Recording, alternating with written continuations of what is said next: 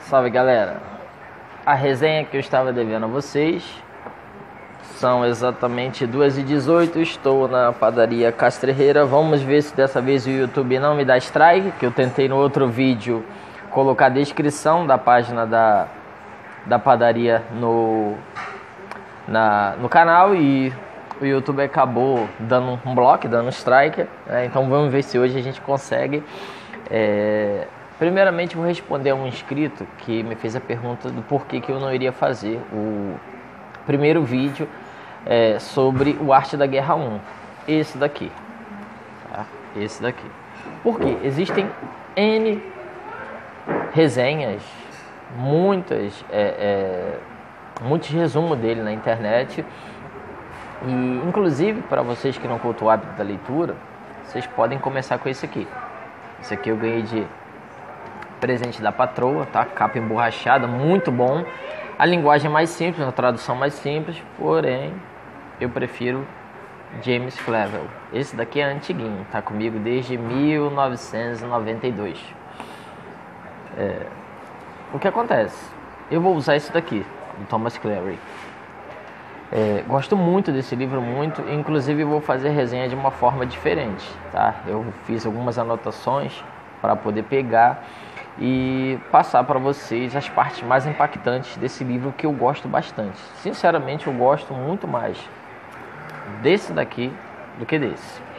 É um livro controverso porque, primeiramente, historiadores, antropólogos, eles divergem dizendo que o Sun Bin, ou Sun Pin, se vocês preferirem, foram a mesma pessoa. E não foi.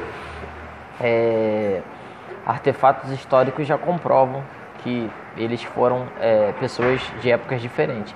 Inclusive, eu acho ridículo na internet colocarem certas datas muito modernas para o Sun Tzu, porque esse livro aqui, ele foi escrito há mais de 2.500 anos atrás. Esse daqui, tá? O primeiro dele. E esse daqui, aproximadamente 2000. Então, colocar um livro desse como se tivesse escrito há apenas 400 ou 500 anos atrás, é um erro de data muito grande dentro da historiografia chinesa. O que acontece? Por que eu gosto mais do Arte da Guerra 2? O título dele diz o seguinte: Sun Tzu 2, a Arte da Guerra, os documentos perdidos. Claro que o objetivo foi um jogo de marketing para poder vender bastante.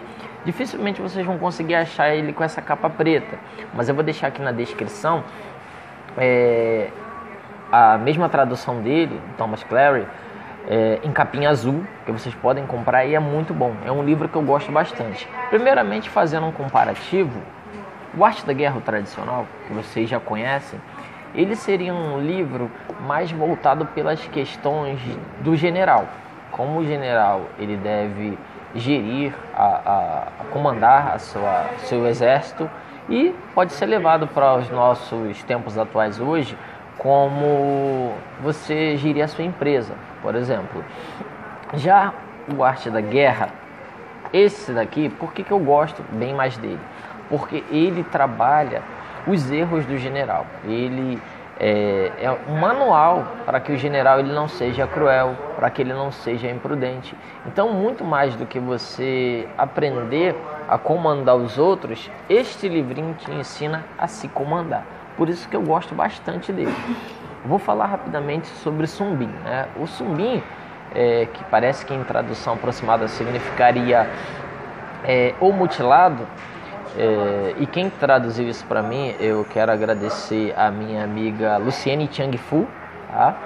Ela me ajudou, ela pertence à família Chang Fu, e me ajudou com as traduções de alguns textos que estavam na Deep Web em mandarim. E o que acontece? Graças a ela eu consegui essas traduções para conversar isso com vocês. O Sun Bin, ao que tudo indica, ele era chamado assim e significa o mutilado. Dizem que tamanha era a habilidade dele em combate que tiveram que cortar os tendões das mãos e os tendões de Aquiles, e também remover as rótulas do joelho para que ele ficasse coxo e ficasse incapacitado de combate, porque a habilidade de combate dele era muito grande. Não sei se é verdade ou não, estão em alguns registros de pesquisadores que falam acerca do Sumbim, que a tradução para o seu nome seria o mutilado. Algumas traduções vocês vão encontrar como Sumpim, mas eu acredito que isso não seja relevante.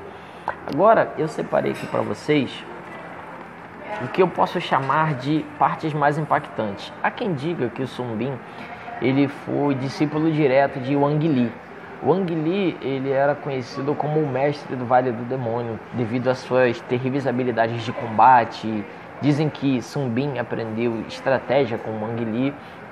Mais para frente eu vou pesquisar mais sobre Wang Li e se encontrar algum achado, algum texto sobre ele mais aprofundado na internet, eu faço um vídeo sobre isso. Assim como o do Zhuge Liang, esse estrategista incrível, que eu também estou devendo de fazer um vídeo aqui sobre ele. Mas é tão pouco material histórico que tem sobre Zhuge Liang que eu ainda não consegui desenvolver um texto bacana para vocês. Esse livro ele fala justamente sobre a administração de conflitos e problemas. Então, as partes mais impactantes, que eu também não vou ler o livro todo para não estragar a surpresa, as partes mais impactantes eu separei em algumas páginas. A primeira é a página 33, que ela fala sobre a questão da administração de conflitos e problemas. O Sumbim ele fala o seguinte: aqueles que usaram armas na antiguidade não fizeram para expandir seus territórios ou conquistar riquezas. Fizeram-na pela sobrevivência e pela continuidade das nações à beira da destruição e da extinção, para acabar com a desordem no mundo e para livrar-se daquilo que prejudicava as pessoas comuns, pois a função daqueles que lideram é servir e proteger. Quer dizer, lembra muito o Bushido, o código dos samurais, né? Que a palavra samuru significa, em tradução aproximada, servir e proteger. A mesma função das polícias do mundo todo. A segunda parte, já na 39, é interessantíssimo. Tem um rei chamado Wei que ele vai buscar conselhos com o Sumbim e ele pergunta o seguinte: como poderei fazer com que meu povo cumpra ordens como se fosse uma coisa habitual? Aí o Sumbim responde assim: seja digno de confiança como se fosse uma coisa habitual. Quer dizer, muito simples, pragmático e direto. Agora, a parte que eu considero mais importante do livro, assim, para mim, que desde que eu li esse livro, esse daqui eu li a primeira vez em 1992. Esse daqui eu vim conhecer um pouquinho mais tarde. Eu conheci ele em 99, parece. Foi a primeira vez que eu li esse livro, e não foi nem esse, foi um outro, e mais tarde eu comprei ele. Ele fala, a página 41, inclusive eu fichei ela todinha. Ó, como é que é a minha página 41? Toda marcada, toda cheia de anotações. Ele fala sobre as oportunidades. Presta atenção no que o Sumbim fala. Quando as oportunidades surgem através de acontecimentos, mas você não consegue reagir, você não é esperto.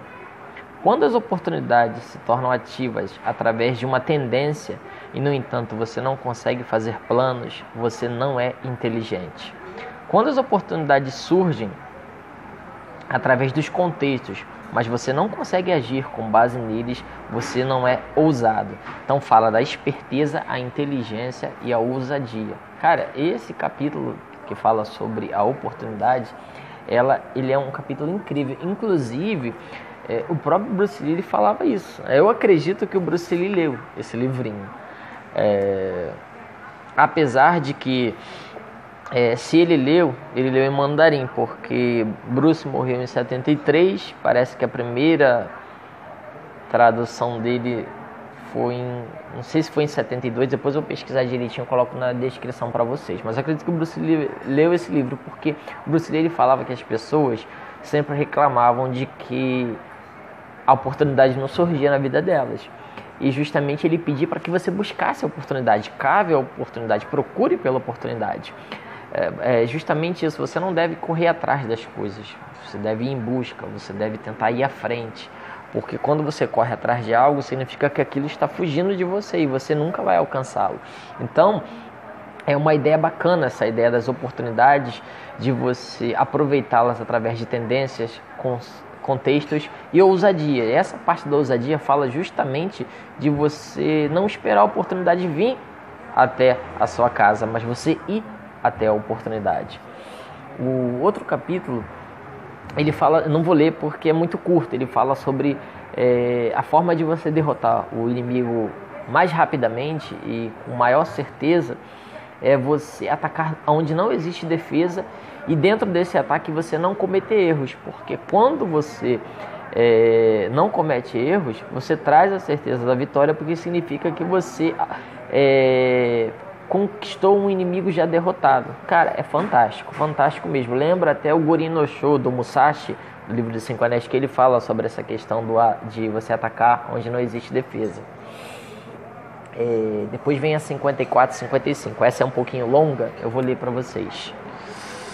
54, 55.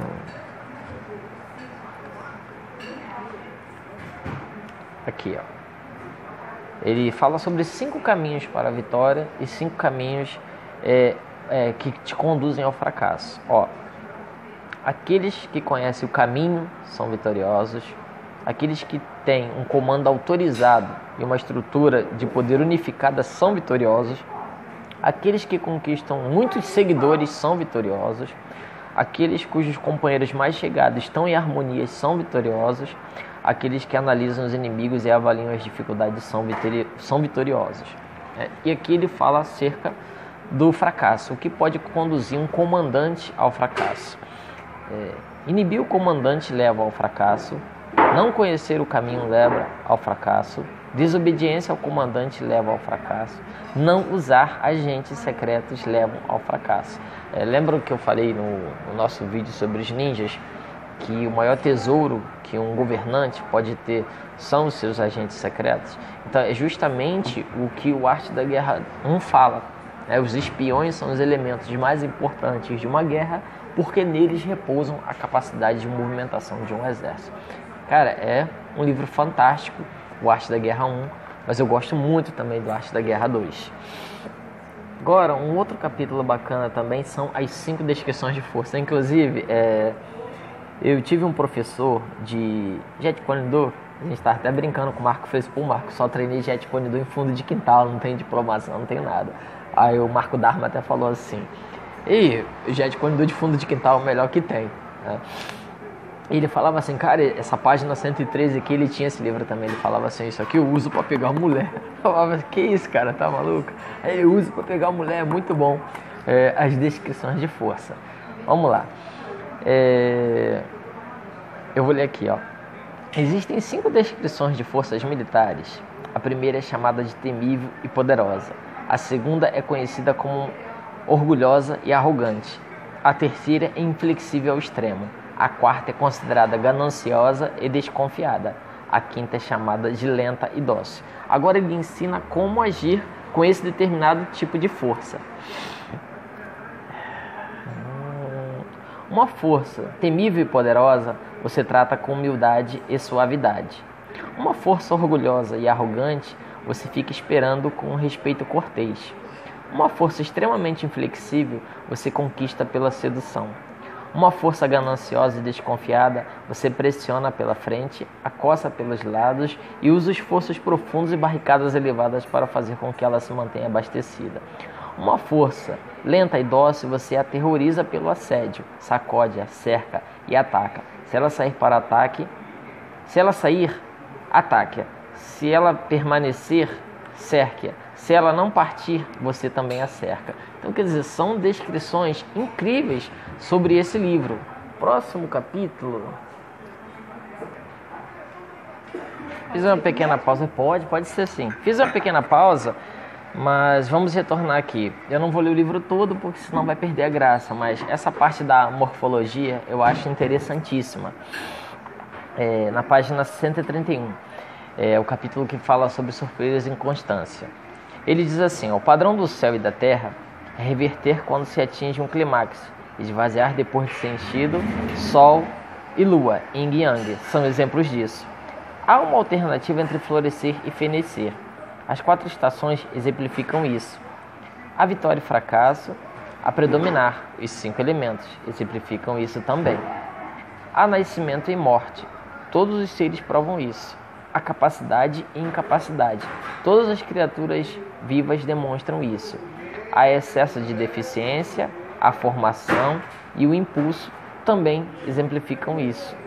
O dia e a noite se encontram, o bem e o mal se encontram, o claro e o escuro se encontram, e todas essas formas são definidas pela convenção. Por isso, quem tiver forma pode ser definido, e quem puder ser definido pode ser vencido. Lembra muito bem o que Bruce Lee fala acerca de você ser amorfo como a água. A água ela é macia, quando ela entra no copo, ela toma a forma do copo. Ela penetra nas rochas, ela consegue causar enxurradas de tsunamis e ela não possui forma. Por ela não possuir forma, ela não pode ser contida. Nós vemos represas, por exemplo, se romperem. Você ser amorfo como a água. Então, gente, é um livro ótimo, sensacional. A minha visão sobre o livro é o seguinte: ele é um livro que trabalha a administração de conflitos e problemas, e ele faz você desenvolver a força de presença, que é as pessoas olharem para você e te respeitarem, o poder de convencimento, que é as pessoas acreditarem em você, confiarem na sua palavra, e o livro explica justamente isso, para que você viva conforme aquilo que você pregue, porque senão você cai totalmente em descrédito. Então ele explica que a confiança, ela é o seguinte: tem um capítulo do livro que ele conta sobre a história de um monge, né, característica dos livros chineses, de um monge, que vem um homem até ele e pergunta: mestre, meu povo perdeu a confiança em mim, porque eu traí meu povo. Como eu faço para poder o meu povo voltar a me respeitar? Então ele pega e entrega um travesseiro cheio de penas e manda que aquele governante suba a uma montanha. E esse governante vai, sobe com ele. Quando chega lá em cima, ele: e agora, mestre, o que eu faço? Então esse mestre chega para o governante e fala: agora abre essa almofada e sacode. E estava ventando muito o topo da montanha. Ele sacode e as penas se espalham todas. Ele olha para o monge e fala: mestre, e agora? E o monge chega para ele e fala assim: agora você encha de novo essa almofada com essas mesmas penas. E o governante olha assim para ele: mas isso é impossível. Aí ele foi falar assim: aí está a resposta para o que você me perguntou. É impossível que o povo recobre a confiança em você. Então, assim, são lições, são coisas bacanas que eu acho legal no livro. Inclusive, algumas versões não vêm mais com essas historinhas que eu achei elas super bacanas, que acabam perdendo a essência. Por isso que vocês vão encontrar os documentos perdidos em várias versões. Mas vocês tentem comprar no Mercado Livre, no estande virtual, ou essa daqui, da capinha preta, ou a da capinha azul, que também é do Thomas Cleary, que vocês vão gostar muito, tá bom? E lembre-se, quando puderem, quem ainda não adquiriu Arte da Guerra, quando puder, compra do James Clavell, porque a tradução dele, segundo os historiadores, é a tradução que mais se aproxima dos textos originais. Beleza, galera? Espero que vocês tenham gostado do vídeo aí. Eu agradeço o apoio de todos vocês. Eu tenho estudado para transformar os vídeos da melhor forma possível. Balançou um pouquinho aqui que o tripé, eu tive que colar o tripé para ajeitar ele de novo, então balançava de vez em quando. Peço desculpa a vocês aí por causa disso, mas eu agradeço o carinho de todos, beleza? Abração.